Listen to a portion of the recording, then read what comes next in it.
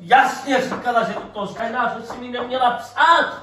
Psala jsem si pastelky a vymalovala jsem. Tak kdo mi to tady škrtl? Já. No, tak nebo děti sedí tam v kanceláři a nemají tam co dělat.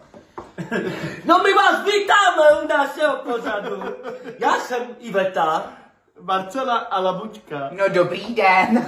Ale my jsme tenhle ten nový pořad, který nemá žádný obdoby. Nikdo takovejhle pořad nikdy v životě neviděl. Tohle je nejlepší pořad, který jste viděli a u kterého teďka právě třeba večeříte, obědváte. No a jmenuje se to Úplně osamocená, znuděná doma. Sama doma. Sama doma. A my tady budeme probírat všechno možné. Budeme tady probírat rasismus, budeme tady probírat úřad práce, kde můžete najít dobrý, že jo, práce, podmínky, hmatku. To tam není. Mzdovka. To tam není. No nouzový prostě pomoce, azyly a dále. A samozřejmě drby a celebrity. A taky tady budeme mít zajímavého hosta, holky. Holky, máte TikToky? Já a moje dcera, jo. My vysíláme. My s holkama máme. Laboďko, proč máš TikTok? Hele, já už holku od peřinky k tomu vedla. Jo, 2 měsíce musíš mít účet. Takže takhle to máme my v rodině nastavený. Jo, neštěstí, štěstí, prostě takhle. To je ale taky dobrý. No. Taky dobrý, no. Já jsem viděla na TikToku, teď budeme řešit jedno téma, u kterého jsem nebyla úplně při smysle. Ona spíš, ona nebyla při smysle. No, teda ona nebyla při smysle. No, máme tady hosta, jdeme za ní. Jdeme za ní. Pojďte za ní. Je to host, počkejte, tady bude teďka kamera na mě, to bude takový menší překvapení. Ano, režisére? Jo. Je to host, který ho probíráte každý den doma ve vašem obýváku, v posteli, všude. Je to Šopaholik Andreja! Ahoj lidička, já Zlatička. Ahoj Andrejo. Tím jsem bych chtěla říct, ne na začátek, co to smrdí? Strašně tady něco smrdí a je to od chvíle, co ty jsi přišla. Ne, že by ty si smrděla, jak něco, tady je něco divného. Něco. No mě umřel Morče. No to jsme se dozvěděli. No, to prošlo TikTokem. A jak to teda bylo? No všichni říkali, že jsem ho nechala v zimě u popelnice, ale není to pravda. Tak kde jsi ho nechala? Já ho mám pořád sebou. Aby jsem stechal, to do mě nebo do tebe kopnu. Hele Adélo, víš co, mně to tak připadá, jak na mě to působí vlastně až tak, jakože kdyby si Tak ona už tam má červy v oku, dej to dovnitř, červy ho žerou, červy zaživa, neblázni. Jak Blej. Promiňte. Teď mi řekni jednu věc, Šopaholik Andrejo. Proč? Proč?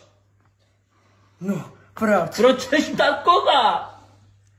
Oni kecají. Lžeš! Nelžu. Lžeš! Ne. Proč jsi se rozešla s Davidem? Oni mě závidějí. že Teda jsem s Davidem, populární. s Danielem. No a proč jsi si vzala za 40 000 jako nájemný bytu prostě a teď jak to budeš zvládat? Pozor, 50. 50 000. Ale já jsem slyšela, že bere za ten TikTok velký peníze. No já beru. A kolik bere? Kolik bereš? 80 000. 80 000. Takže já si to můžu A dovolit. kdo ti dává tolik peněz? Lidi. Za to ani modelky nemají tolik peněz, že ani mají rovný. No já to vím, nemáme no. No. Ty jako proč tohle to děláš? No tak já jsem celebrita, že já jsem populární, takže lidi mě sledují a posílají mi dárečky na TikToku. Jednu věc ti řeknu, Andrejo. Poslouchej mě dobře. Můj syn Martinek, já jsem zjistila teďka nedávno, že mi z účtu mizejí peníze.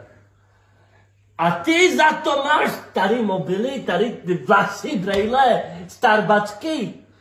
Ty jim dlužíš peníze? Já za to nemůžu. To můj syn ti posílá peníze, taky dárečky. Kachničky, to ti třeba kachny, morčata posílat, smajlíky, to jo. To No ale pak jsou u popelnic, že jo, ty zvířata chudáci. No ona si za to kupuje, za ty dárečky morčata, pak je tam vyhazuje čaj na ulici. Adélo, proč si To není kupuješ pravda. KFC, který ani nedojíš? To není pravda.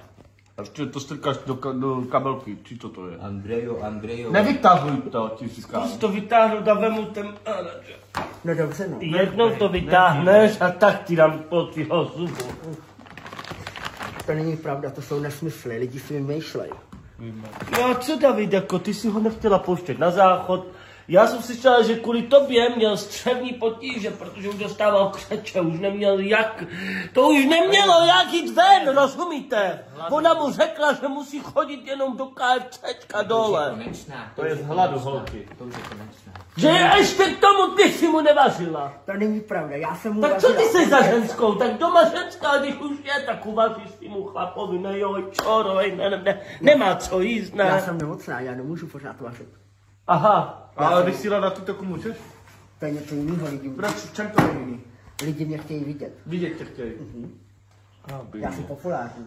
Ale moje máma se tě bojí, když tě vidí na sociál. Tak i já se jí bojím. A jsem doma vždycky 2000 lidí. No a Andrejko, kolik si toho profetovala, Andrejko? No, to se taky rozebírá Ano. mezi všemi generacemi. Peněz si profetovala, Že prej ty si zkazila se svým Danielem zuby z fetu. Ano. Cože, to není pravda. Andrejko, my ty informace máme. Já jsem viděla fotky tvojí ségy, ona vypadá úplně normálně. Moje segra je potvora, já ji nemám ráda. A je čas, aby jsme si všichni zatancovali. Jo! Nauč mě to. Čaje. No. Ale my jsme teďka se jdeme podívat, už. Jdeme se podívat za kým? Za naší zahradnici. Lucina. Ano, Lucino, jsi tam?